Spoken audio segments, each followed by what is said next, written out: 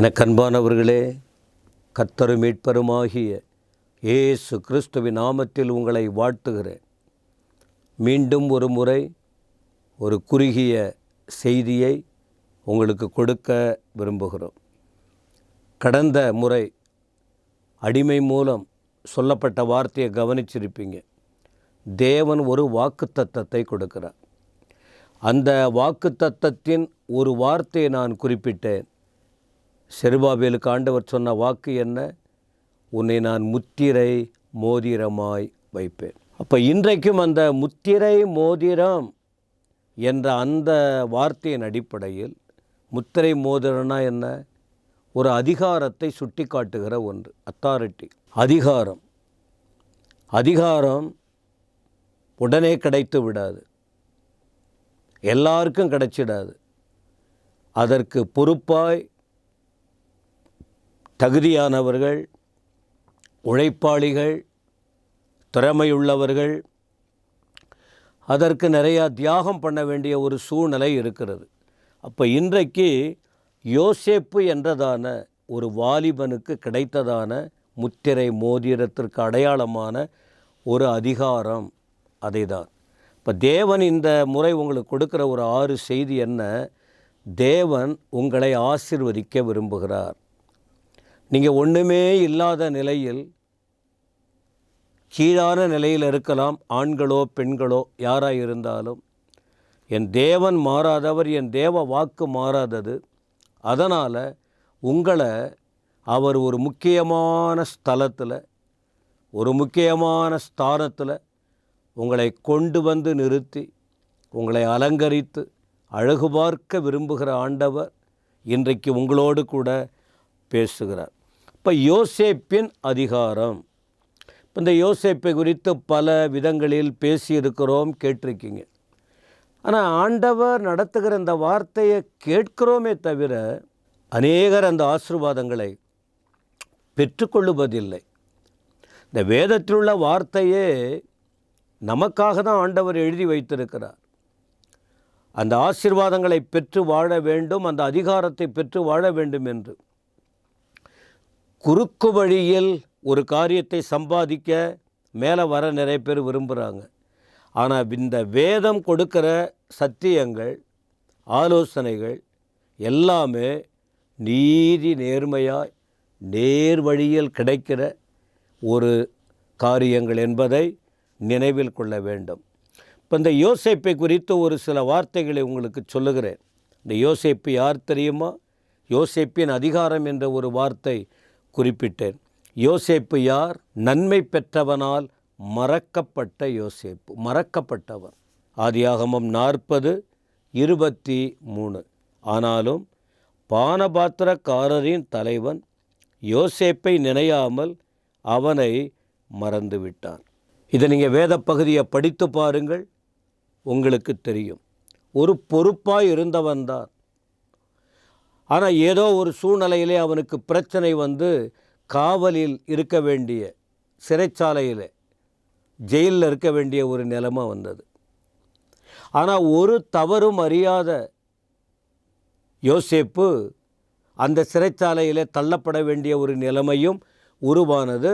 அதனுடைய சந்தர்ப்பங்கள், சூழ்நிலைகள் வேதத்தில் படிக்கிறோம்.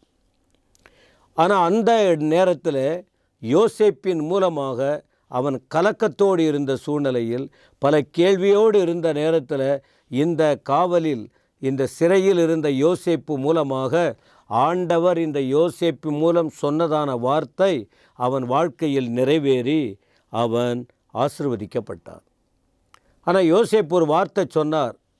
பானபாத்திரக்காரனின் தலைவனே, இன்றைக்கி என்னால் உனக்கு ஒரு ஆசீர்வாதத்தை ஆண்டவர் கொடுத்திருக்கிறார், அது நிறைவேறும். ஆனால் நீ என்னை மறந்து விடக்கூடாது, நினைக்க வேண்டும். இன்றைக்கி எத்தனை பேர் அவ்வளவுதானே? என் உயிருள்ள வரைக்கும் உங்களை மறக்க மாட்டேன், நாங்கள் நினச்சிக்கிட்டே இருப்போம். நடைமுறை வாழ்க்கையில் நீங்கள் பார்த்தீங்கன்னா இல்லை, மாறி போயிடுறாங்க, மறந்து போயிடுறாங்க. அப்போ இந்த யோசேப்பு யாருன்னு சொன்னால் மறக்கப்பட்ட ஒரு மனுஷன்.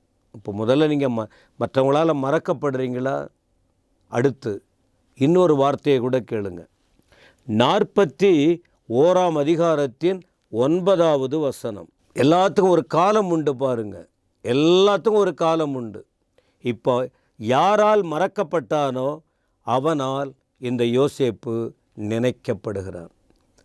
பிரியமானவர்களே, ஒரு குறிப்பிட்ட காலம் உங்கள் வாழ்க்கையில் நீங்கள் மற்றவர்களால் மறக்கப்பட்ட நிலையில் இருக்கிற இடம் தெரியாமல் கடந்த கால காரியங்களை நினைத்து உங்களால் மற்றவர்கள் ஆசீர்வதிக்கப்பட்ட நிலையிலும் உங்களை மறந்து போன நிலைமை இருக்கலாம். நீங்கள் கவலைப்படாதீங்க. ஒரு நாள் வரும், ஆண்டவர் உங்களை நினைப்பார், நினைக்க வைப்பார். அங்கே பார்வோன் ஒரு சொப்பனம் காண்றார். அவங்க ஒரு பெரிய ஆபத்துக்குள்ளே இப்போ மாட்டிக்கிட்டாங்க. அந்த ஆபத்தான நேரத்தில் இப்போ அவனுக்கு ஞாபகம் வருது, ஏன் வாழ்க்கையில் பிரச்சனை வந்தது, ஏன் வாழ்க்கைக்கு பிரயோஜனமாக ஒரு வாலிபன் சொன்ன வார்த்தையின்படியே நடந்தது அப்படின்னு சொல்லி அவர் தன்னுடைய அறிக்கையிட்டு சொல்லுகிறான், இப்போ தான் எனக்கு நினைவில் வந்தது.